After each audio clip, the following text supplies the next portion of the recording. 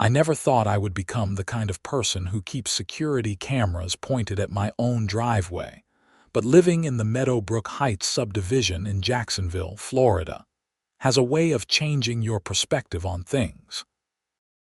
My name is Thompson, and I am a 42-year-old software engineer who works from home. I bought my house 3 years ago, a nice 2-story colonial with a decent backyard and what I thought would be a peaceful neighborhood. The first year was relatively quiet. I met my neighbors, attended a few block parties, and generally minded my own business. Then the HOA elections happened, and everything went downhill faster than a bowling ball on a greased slide. The woman who took over as HOA president was named Patricia Winters, and she embodied every stereotype of a suburban Karen that you could possibly imagine. Mid-40s, blonde hair cut in that aggressive bob that seems to be standard issue for her type, and an attitude that suggested she believed the entire world existed solely to inconvenience her. Within 2 months of her taking charge, I received my first violation notice for leaving my trash cans visible from the street 15 minutes past the designated time. 15 minutes. I had been in the bathroom when the collection truck came by early, and by the time I got outside to wheel them back, Patricia had already taken a photo and submitted a complaint. That should have been my warning sign. Instead, I paid the $50 fine and tried to keep a lower profile. But Patricia had apparently decided that my house was her personal project. Over the next year, I received notices for my grass being 1/4 inch too tall, for parking my truck in my own driveway instead of in the garage, for having a wreath on my door that was not in the approved color scheme, and for having outdoor furniture that was made of the wrong material. Each violation came with a fine ranging from $50 to $200, and each time I tried to dispute them, I was met with the same smug response from Patricia about how rules were rules and everyone had to follow them. The breaking point for me came during hurricane season last September. Hurricane Miranda had been brewing in the Atlantic, and all the forecasts said it was going to be a big one. I went out and bought a generator, a good quality 7,000-watt unit that cost me nearly $1,500, along with 6 5-gallon gas cans that I filled up at the local station. I stored everything in my garage, making sure the gas cans were properly sealed and stored safely away from any ignition sources. I am not an idiot, despite what Patricia might think. Miranda ended up changing course, and we only got some heavy rain and wind, but I was glad to have the preparation done. The generator sat in my garage, ready for the next emergency. I also took the opportunity to install a proper security system. Not because of the hurricane, but because I had a gut feeling that Patricia was going to escalate her harassment campaign. I put up 4 cameras covering my front yard, driveway, both sides of the house, and the backyard. They were good quality units with night vision and motion detection, all feeding into a digital recorder in my home office. I also programmed the non-emergency police number into my phone's speed dial, right below my parents and my best friend Mike. Call it paranoia if you want, but in my line of work, you learn to trust your instincts about risk management. The incident that this whole story revolves around happened on a Tuesday morning in early October. I had been up late the night before finishing a project for a client, so I was sleeping in a bit. Around 9 in the morning, my phone started buzzing with motion alerts from my security system. I groggily grabbed it off my nightstand and pulled up the app, expecting to see a delivery truck or maybe a neighbor's cat. Instead, I saw Patricia Winters walking up my driveway like she owned the place. I sat up in bed, suddenly very awake. She was not supposed to be on my property. We had no scheduled HOA inspection, no maintenance planned, nothing. I watched on my phone as she walked right up to my garage and tried the door. It was locked, obviously. I am not an idiot. But then she did something that made my blood pressure spike. She walked over to the side door of my garage, the one that leads into the backyard, and tried that handle too. That door, unfortunately, I had left unlocked. I had been doing some yard work the previous evening and had gone in and out several times, and I had forgotten to lock it behind me. My mistake, but not one that gave her the right to just enter my property. Patricia pulled the door open and walked right into my garage.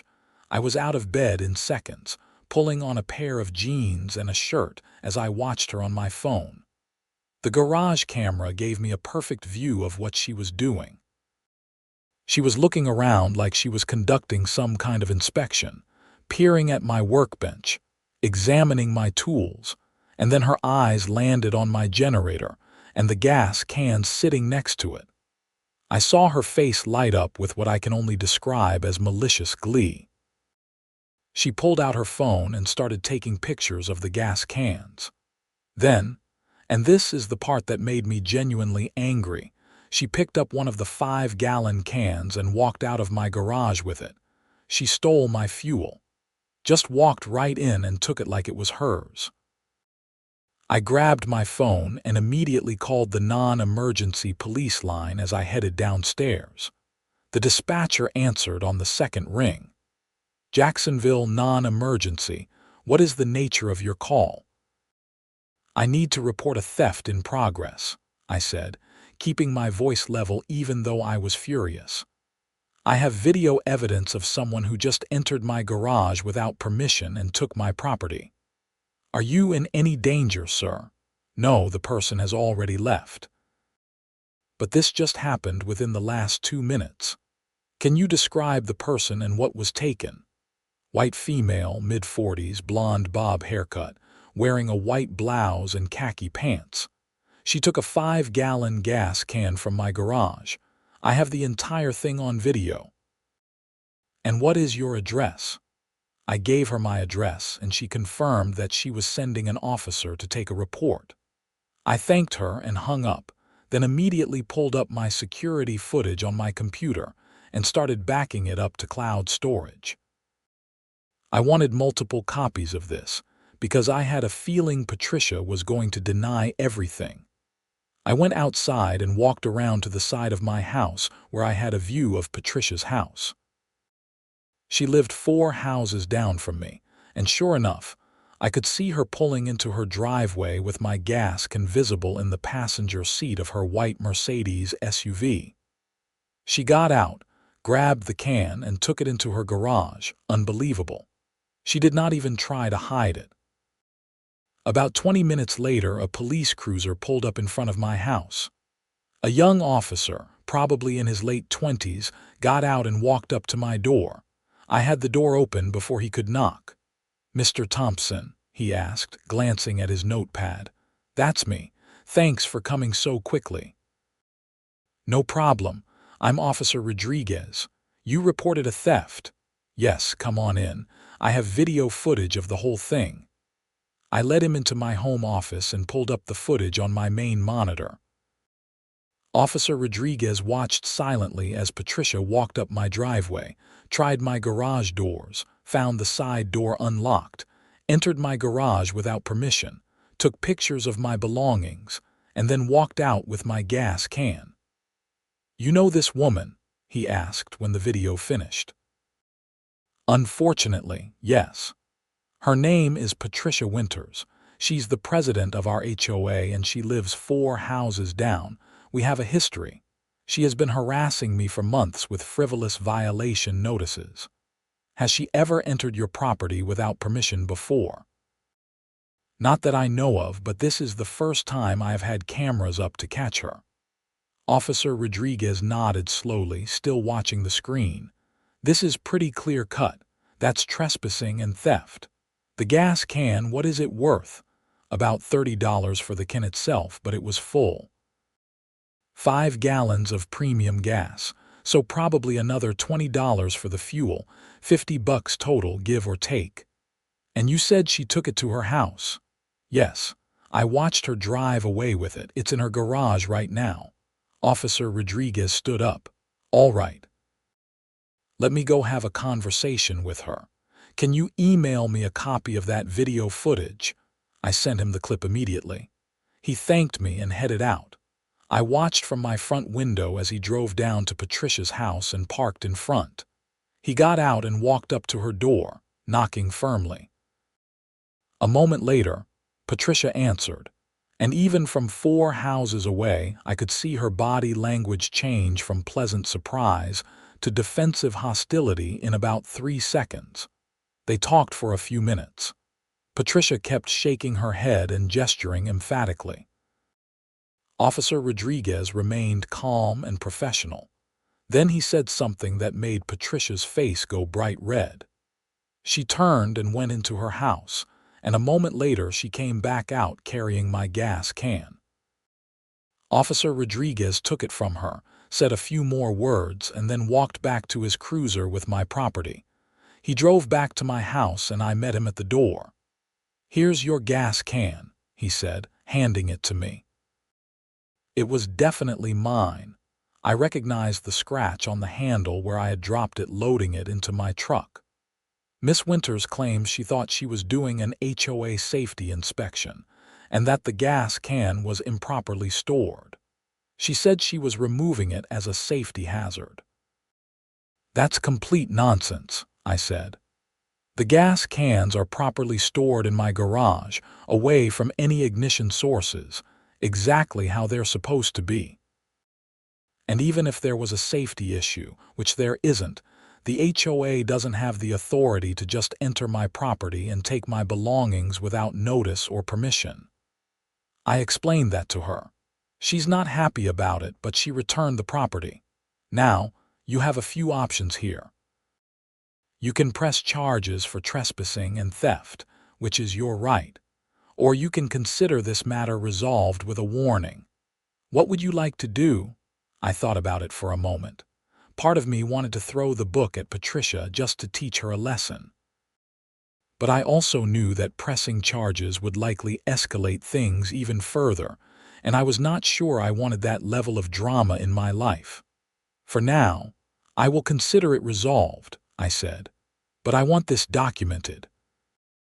I want a police report on file that shows she entered my property without permission and took my belongings, and that she only returned them when confronted by law enforcement, because I have a feeling this isn't going to be the last issue I have with her." "Smart thinking," Officer Rodriguez said. "I will file a full report. Keep those security cameras running, and if she sets foot on your property again without permission, call us immediately.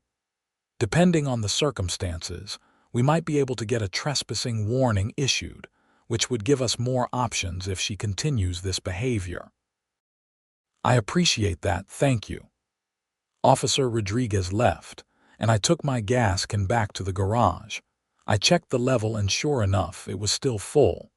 So Patricia had not even used any of the fuel, she had just taken it to be petty or to try to manufacture some kind of HOA violation. The whole thing was absurd. I spent the rest of the day working, but I kept one eye on my security camera feeds. Sure enough, around 3 in the afternoon, I saw Patricia walk past my house on the sidewalk.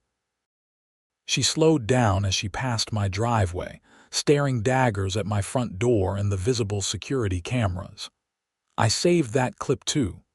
That evening I got an email from the HOA. It was from Patricia, of course, sent to all residents. The subject line was "Important Safety Reminder Regarding Hazardous Material Storage." I opened it with a sense of dread. The email was a long, rambling lecture about the dangers of storing gasoline and other flammable materials in residential garages. It cited various fire codes and safety regulations, most of which were either misquoted or taken completely out of context. The email then stated that the HOA would be conducting voluntary safety inspections of all garages in the subdivision to ensure compliance with these safety standards, and that residents who refuse to allow these inspections might face fines for non-compliance. I read the whole thing twice, getting angrier each time. This was clearly Patricia's response to being caught stealing my gas can. She was trying to manufacture a justification for her actions and to intimidate me and potentially other residents into letting her snoop through our property. I immediately replied to the email, copying all residents. "Dear HOA board members and residents," I wrote, "I want to clarify some important facts regarding this email. First, the storage of properly sealed gasoline containers in residential garages is completely legal under Florida law and local fire codes, as long as reasonable safety precautions are taken.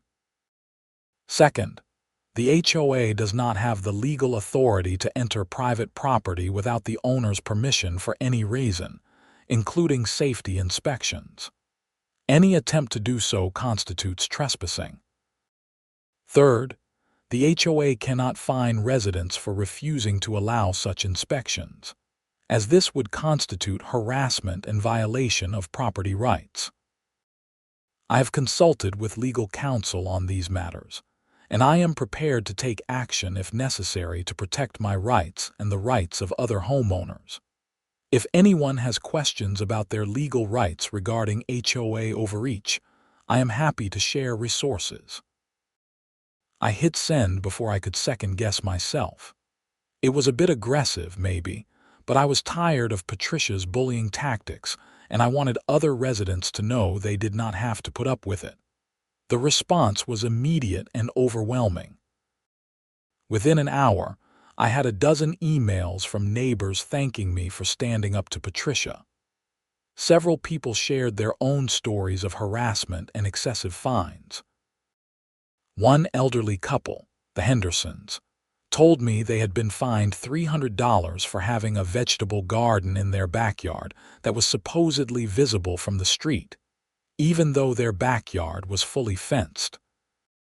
Another neighbor, a single mom named Rebecca, had been fined for having a political sign in her window during the last election, which was a clear violation of free speech rights. The more I heard, the angrier I got. Patricia was not just being petty with me. She was systematically bullying multiple residents and using the HOA as her personal fiefdom. I spent that evening researching Florida HOA law and residents' rights. It turned out that there were quite a few legal protections in place that most people just did not know about. For example, HOAs in Florida are required to provide written notice and an opportunity to be heard before imposing fines. They are also required to hold elections according to specific procedures, and they have to maintain detailed financial records that are available for inspection by residents. I drafted up a simple guide outlining these rights and emailed it to all the neighbors who had reached out to me. I also suggested that we organize a group to attend the next HOA board meeting and demand accountability. The next morning, I got another email from Patricia. This one was addressed only to me. "Mr. Thompson," it read, "your inflammatory email to the neighborhood was inappropriate and filled with misinformation. The HOA has broad authority to ensure the safety and property values of our community, and your attempts to undermine that authority are unwelcome. I am scheduling a hearing for next Tuesday regarding multiple violations at your property, including improper storage of hazardous materials, installation of security cameras without HOA approval, and creating a hostile environment for board members. You are required to attend. Failure to do so will result in automatic fines totaling $1,500. Regards, Patricia Winters, HOA President." I read the email 3 times, my jaw clenching tighter each time. She was doubling down. Not only was she not backing off, she was actively retaliating against me for standing up to her. I forwarded the email to Officer Rodriguez, along with a note explaining the situation. I also forwarded it to an attorney friend of mine, Daniel Morrison, who practiced real estate law. Daniel called me within an hour. "Connor, this is textbook harassment," he said without preamble. "She's using her position in the HOA to retaliate against you for exercising your legal rights. That's actionable. What are my options?" "Well, you can attend this kangaroo court hearing and fight each violation, which will be a waste of your time because she's already decided to fine you regardless of facts. Or you can skip it, let her impose her fake fines, refuse to pay them, and then sue the HOA when they try to enforce collection. Or, and this is what I would recommend, you go on the offensive. File a lawsuit against Patricia personally and against the HOA for harassment, violation of your property rights, and abuse of authority. Discovery in that case would force them to turn over all their records, including every fine they have issued and every board decision they have made. I guarantee you we will find a pattern of abuse that will sink her. What would a lawsuit like that cost me? I will be honest, it won't be cheap. Probably $5,000 to $10,000 in legal fees, depending on how long it drags out. But here is the thing, when you win, and you will win based on what you have told me, you can recover those attorney fees from the HOA. And more importantly, you will put an end to this reign of terror she is going on." I thought about it. $5,000 to $10,000 was a lot of money, even though I could afford it. But Daniel was right. This was bigger than just me. Patricia needed to be stopped, and apparently I was the person who was going to have to do it. "Let me talk to some of the other neighbors," I said. "If we can get multiple people to join the lawsuit as plaintiffs, would that strengthen our case?" "Absolutely. The more documented instances of abuse we have, the better, and it would spread the legal costs around too." "Okay, let me see what I can do. I will get back to you in a few days." I spent the next week organizing. I reached out to every neighbor who had contacted me about Patricia's harassment, and I invited them to a meeting at my house on Saturday morning. 14 people showed up, which was way more than I expected. We sat in my living room and backyard, drinking coffee and sharing stories.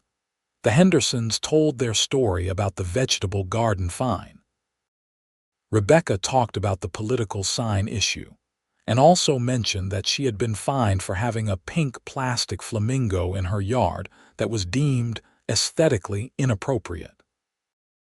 A man named Jeff described how he had been fined for parking his work van in his driveway overnight, even though he needed it for his plumbing business. A younger couple, Brandon and Emily, explained that they had been fined for having outdoor Christmas decorations up past January 5th, even though the HOA rules clearly stated January 15th was the deadline. The stories went on and on. Every single person in that room had been harassed by Patricia over petty, ridiculous violations, and every single person had paid the fines because they did not know they had any other option. I explained what Daniel had told me about our legal rights and about the possibility of a lawsuit. Several people were immediately interested. Others were hesitant, worried about the cost and about further retaliation. "Here is the thing," I said. "If we do nothing, this continues. Patricia will keep abusing her power and all of us will keep paying bogus fines and living under her thumb. But if we take action, if we hold her accountable, we can end this, and we can make the HOA what it is supposed to be, a tool for maintaining the neighborhood, not a weapon for one person's power trip." Jeff spoke up. "I am in. I have paid over $2,000 in fines in the past year for absolute nonsense. I want my money back, and I want Patricia gone." "Me too," Rebecca said. Others nodded in agreement. By the end of the meeting, 7 of us had agreed to join together as co-plaintiffs in a lawsuit against Patricia and the HOA board. We took up a collection to cover the initial legal fees, and I called Daniel that afternoon to get the process started. Daniel was thrilled. "This is going to be a slam dunk," he said. "With this many plaintiffs and this much documented abuse, they're going to settle fast. Trust me." He drew up the initial complaint over the next few days. It was a thing of beauty. 30 pages of detailed allegations backed up by email evidence, photographs, and my security camera footage of Patricia's theft. We were suing for harassment, violation of property rights, abuse of authority, negligent infliction of emotional distress, and about 6 other claims I did not fully understand but that Daniel assured me were solid. We filed the lawsuit on a Monday morning. By Monday afternoon, Patricia had been served with papers, and by Monday evening my phone was ringing off the hook. The first call was from another HOA board member, a guy named Tom who I had met a few times at neighborhood events. He sounded panicked. "Connor, what the hell is going on?" "I just found out about this lawsuit. I had no idea Patricia was doing all this stuff. I mean, I knew she was strict, but I didn't know she was stealing from people and making up violations." "Where have you been, Tom? You're on the board. You're supposed to be overseeing this stuff." Patricia said she was handling everything. She told us the neighborhood was doing great and that we just needed to rubber stamp her decisions at the monthly meetings. I swear, I didn't know. I believed him, actually. Tom was a decent guy, just lazy and too trusting. Well, now you know. "What are you going to do about it?" "I'm calling an emergency board meeting. We need to suspend Patricia and figure out what the hell is happening. Can you send me copies of all the evidence you have? My attorney will be in touch," I said. "But Tom, if you're serious about fixing this, you need to act fast, because we're not backing down." "I understand. I'm on it." The second call was from Patricia herself. I almost didn't answer, but morbid curiosity got the better of me. "You son of a bitch," she hissed as soon as I picked up. "You're suing me. Do you have any idea what you've done?" "I'm holding you accountable for your actions, Patricia, maybe for the first time in your life. I was protecting this neighborhood.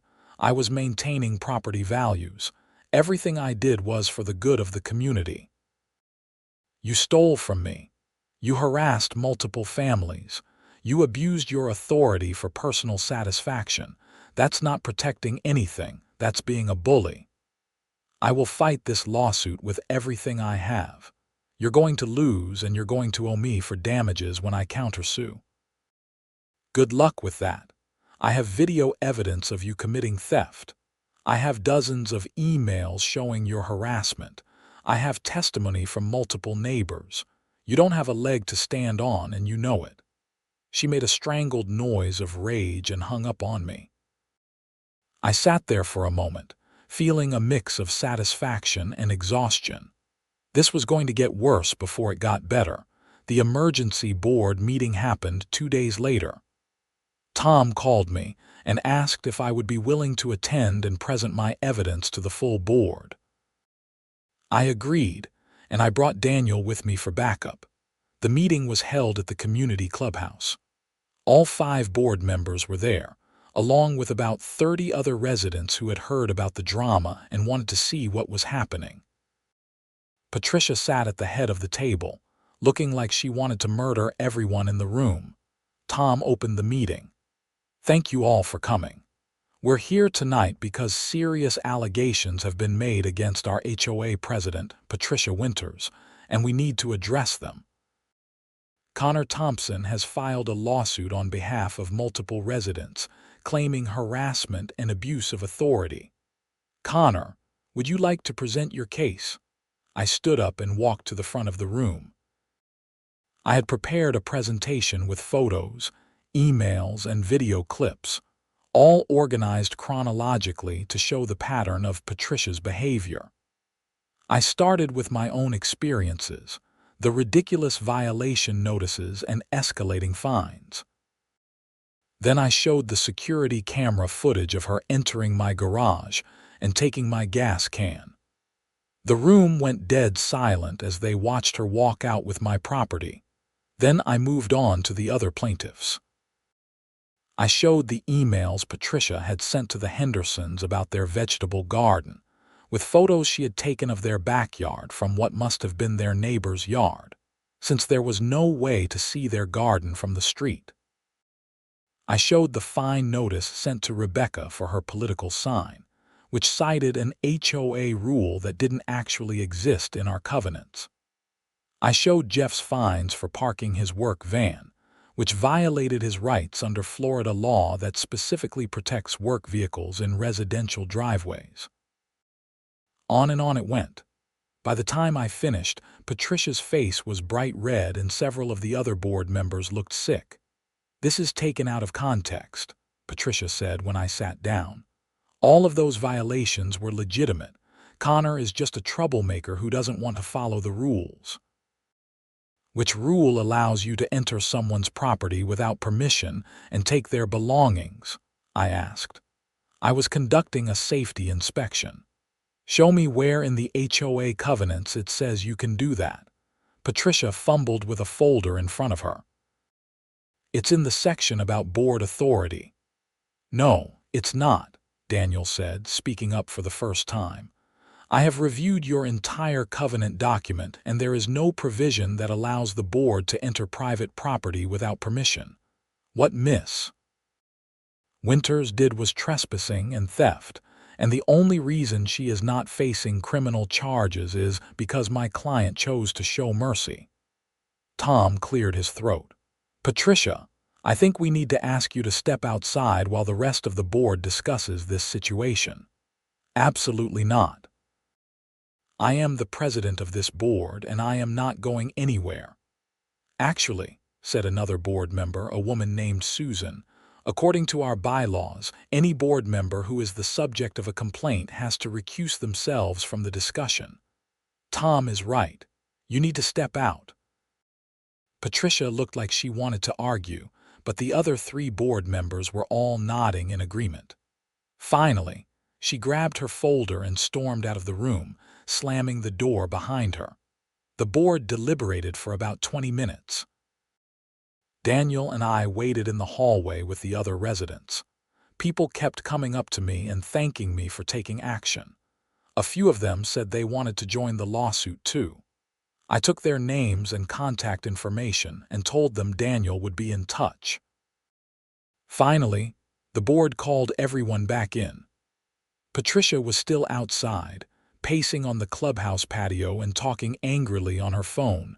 Tom addressed the room. "After reviewing the evidence presented tonight, the board has voted unanimously to suspend Patricia Winters from her position as HOA president, effective immediately. We are also voting to rescind all fines issued in the past 18 months, pending a full review of each violation to determine if it was legitimate. We will be hiring an independent mediator to review our HOA policies and procedures and to make recommendations for reform. And finally, we are directing our insurance company to cooperate with Mr. Thompson's attorney in resolving the pending lawsuit." The room erupted in applause. I felt a wave of relief wash over me. It was not a complete victory yet, but it was a huge step in the right direction. Patricia, who had been watching through the window, burst back into the room. "You can't do this. I am the president. You need me." "No, Patricia, we don't," Susan said calmly. "You have abused your authority and brought this organization into disrepute. The suspension is effective immediately. Please surrender your keys to the clubhouse and any HOA documents in your possession." "I will sue all of you. This is wrongful termination. You are a volunteer in an elected position," Daniel said. "There is no such thing as wrongful termination." The board has the authority to suspend or remove any member for cause, and they have ample cause here. If you don't surrender the HOA property voluntarily, we can involve law enforcement." Patricia looked around the room, seeing no support from anyone. Finally, she threw her keys on the table and stormed out. We heard her car start up a moment later and watched through the window as she peeled out of the parking lot. Tom looked exhausted. "This is a mess. I'm sorry, everyone. We should have been paying closer attention." "What's done is done," I said. "The important thing now is to fix the problems and make sure this doesn't happen again." Over the next few weeks, the new interim board worked with Daniel and our group of plaintiffs to reach a settlement agreement. The HOA agreed to refund all the bogus fines that had been issued over the past 18 months, which totaled over $15,000 across all the affected residents. They also agreed to revise the HOA covenants to include clear due process protections and limitations on board authority. And they agreed to pay our legal fees, which came to about $8,000. Patricia, for her part, refused to participate in the settlement negotiations. She continued to insist that she had done nothing wrong and that we were all conspiring against her. She even tried to rally support among other residents, sending out mass emails about how she was the victim of a witch hunt. It didn't work. Most people saw through her nonsense, especially after the security camera footage of her theft started circulating around the neighborhood.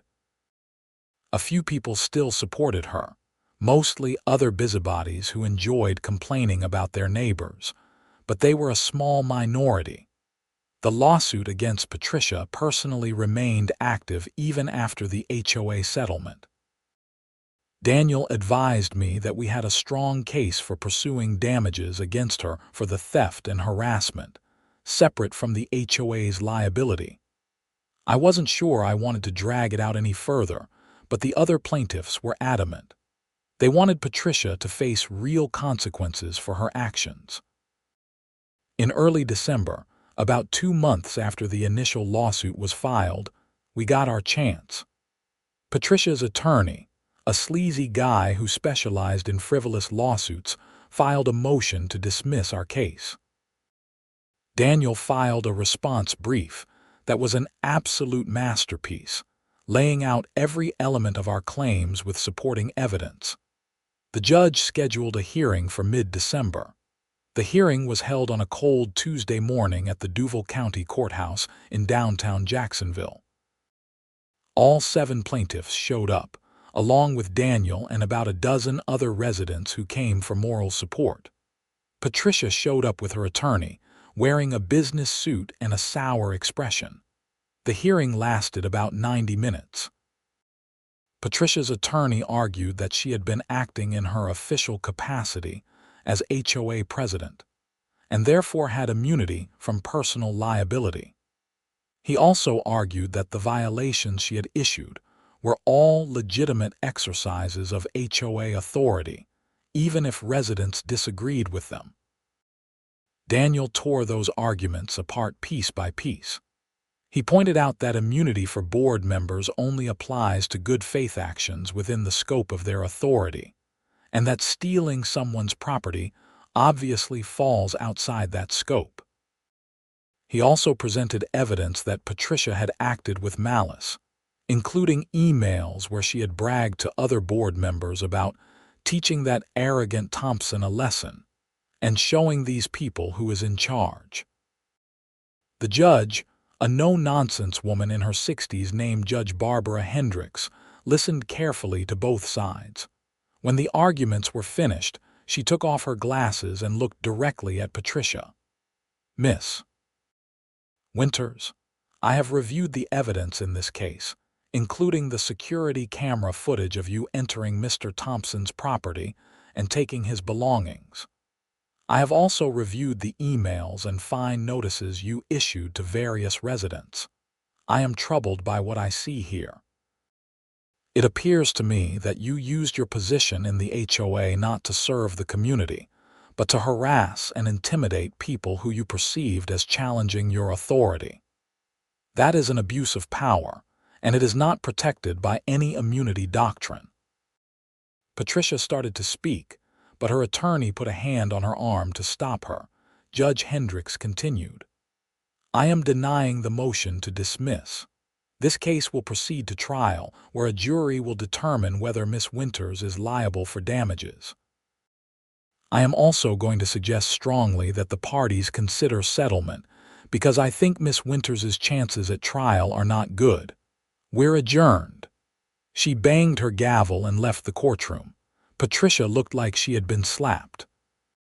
Her attorney pulled her aside and they had a heated conversation in whispers. I caught a few words: jury, damages, settle. Daniel gathered us all in the hallway. That went about as well as it could have. The judge basically just told them they're going to lose. I bet we get a settlement offer within a week. He was right. 3 days later, Patricia's attorney called Daniel with an offer. Patricia would pay each plaintiff $5,000 and issue a written apology. In exchange, we would drop the lawsuit and agree not to pursue any criminal charges. We discussed it among the 7 of us. $5,000 each was a decent amount, especially on top of the refunds we had already gotten from the HOA. But some people were hesitant about accepting the apology, which they felt would be meaningless coming from Patricia. "Here's the thing," I said. "We've already won the important part. Patricia is out of power. The HOA is reformed. We got our money back. Dragging this out to trial will cost more time and stress, and there's always some risk with a jury trial, even if the judge thinks we'll win.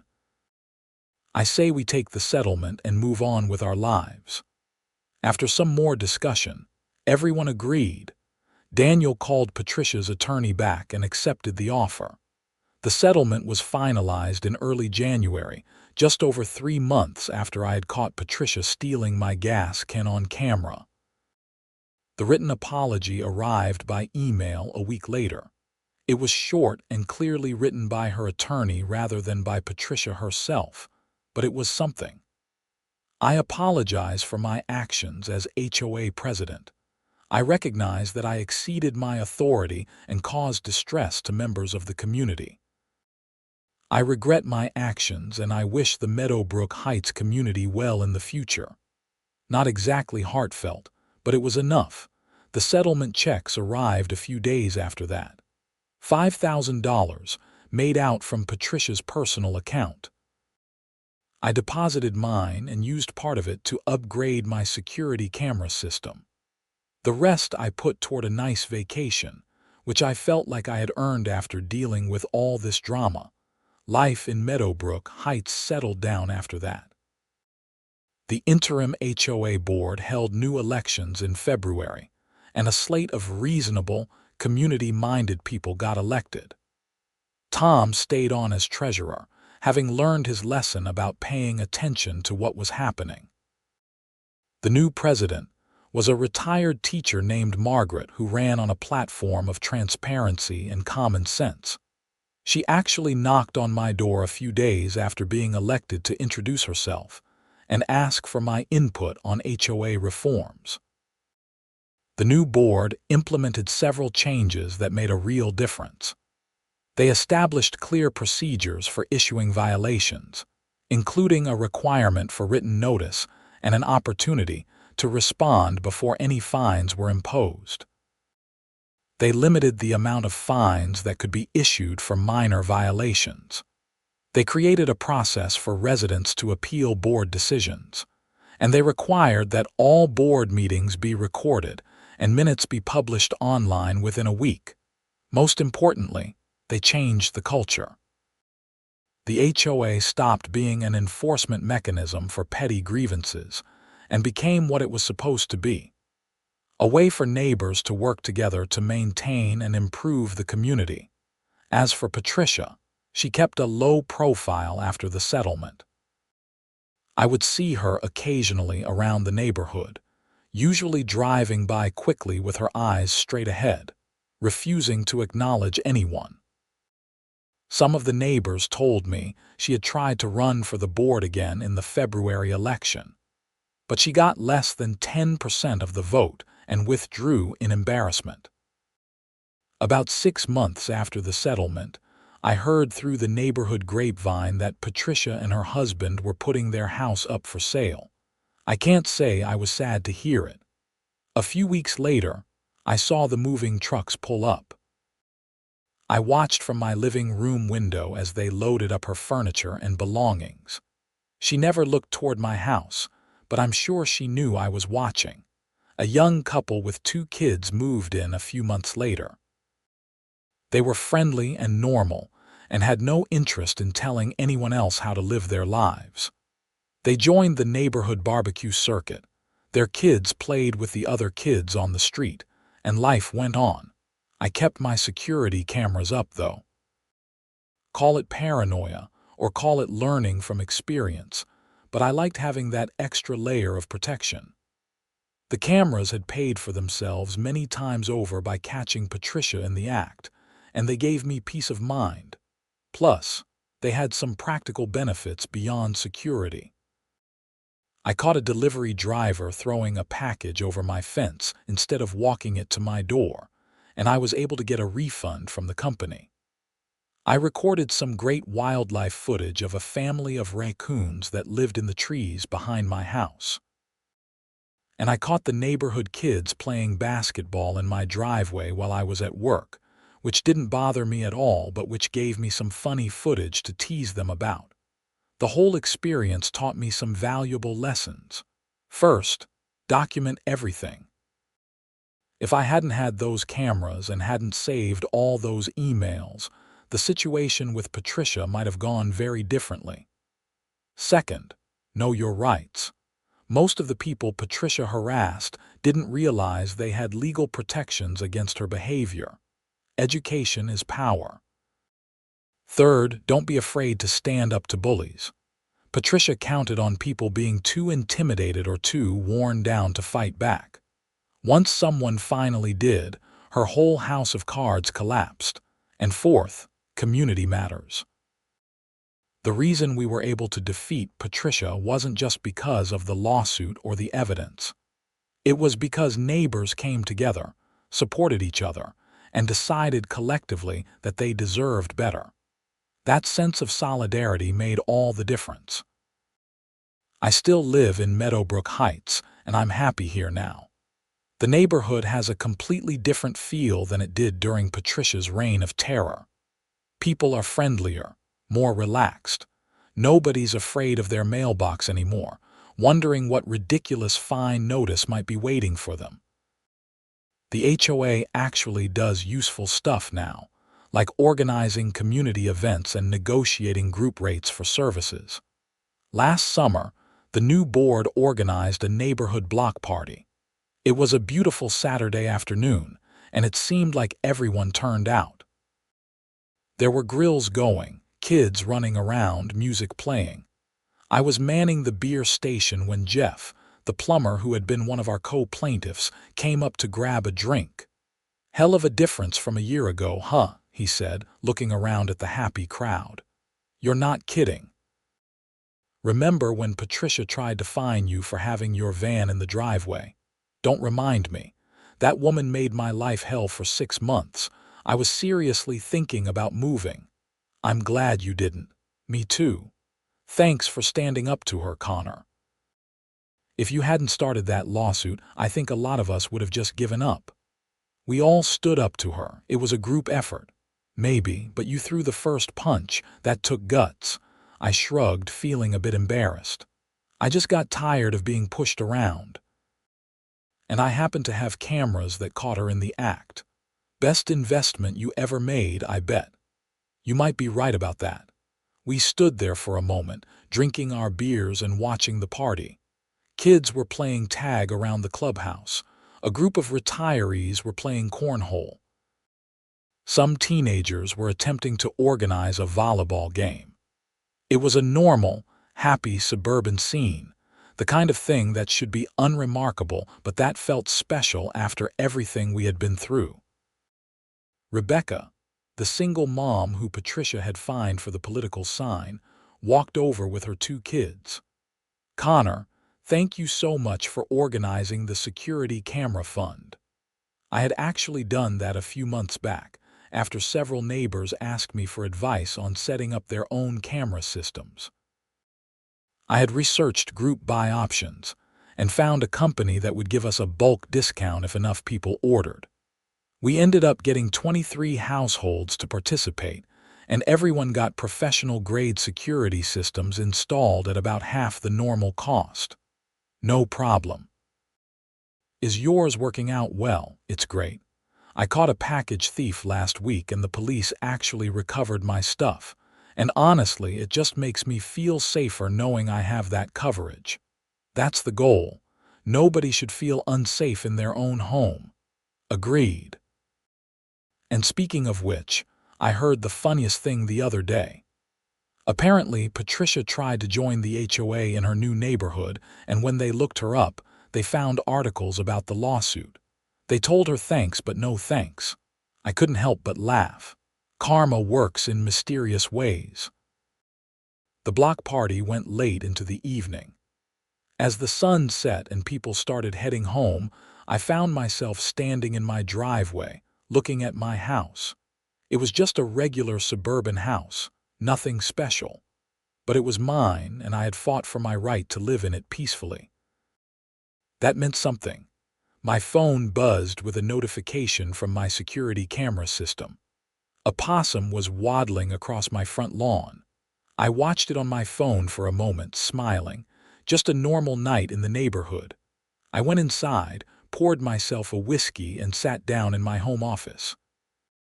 The framed photo of the old HOA board, the one that Patricia had presided over, had been replaced with a new photo of the current board at a community service event. Margaret and the others were smiling genuinely, not the forced corporate smiles of people on a power trip. I opened my laptop and checked my email. There was a message from Daniel, my attorney, with the subject line, "Thought you'd enjoy this." I opened it to find a newspaper article about a new Florida law that had just been signed by the governor. The law strengthened protections for homeowners against abusive HOAs, requiring mediation before fines could be imposed and creating a state-level oversight board to handle complaints. The article quoted several legislators who had been inspired to sponsor the bill after hearing about cases like ours. "Your lawsuit made a difference beyond just your neighborhood," Daniel had written at the bottom. "Be proud of that." I sat back in my chair, processing that. When I had installed those security cameras and caught Patricia stealing my gas can, I had just been trying to protect myself. I had no idea it would snowball into a lawsuit, HOA reforms, and apparently even state legislation. Life was strange sometimes, but I was proud. Proud that I had stood up for myself and my neighbors. Proud that we had made real change happen. Proud that other people in other neighborhoods might benefit from what we had done. My phone rang. It was my mom calling for our weekly chat. "Hey, Mom." "Hi, honey. How are things in Florida?"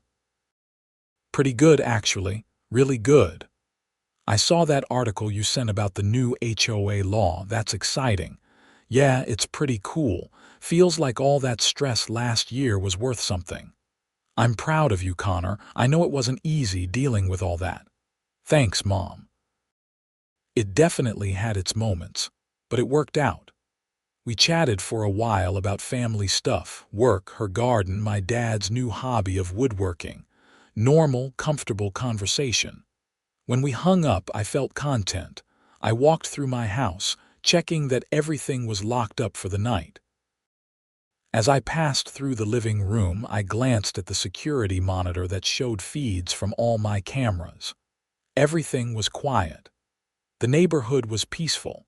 I thought about Patricia, wherever she was now, probably making some other neighborhood miserable. Or maybe she had learned something from the experience. Probably not, but I could hope. Either way, it wasn't my problem anymore. I had my house, my neighborhood, my peace of mind. I had stood up to a bully and won. I had helped reform a broken system. I had made a difference. And most importantly, I had my generator and all 6 gas cans safely stored in my garage, captured on camera 24 hours a day, 7 days a week. Nobody was going to steal my stuff again. I poured another small whiskey and took it out onto my back deck. The Florida night was warm and humid, with the sound of crickets and the distant hum of traffic on the interstate. I sat in my deck chair and looked up at the stars, thinking about the past year. From catching a theft on camera to filing a lawsuit to reforming an entire HOA to inspiring state legislation. It had been quite a journey, and it had all started because I had trusted my instincts about installing security cameras and keeping the police on speed dial. Sometimes paranoia pays off. Sometimes standing up for yourself changes everything. Sometimes the little guy wins. I raised my glass to the night sky, to justice served, to lessons learned, to battles won. Then I went inside, set the alarm system, and went to bed. Tomorrow would bring whatever it would bring. But tonight, I could sleep peacefully in my own home, in my own neighborhood, free from the tyranny of HOA Karen. And that, ultimately, was all I had ever wanted.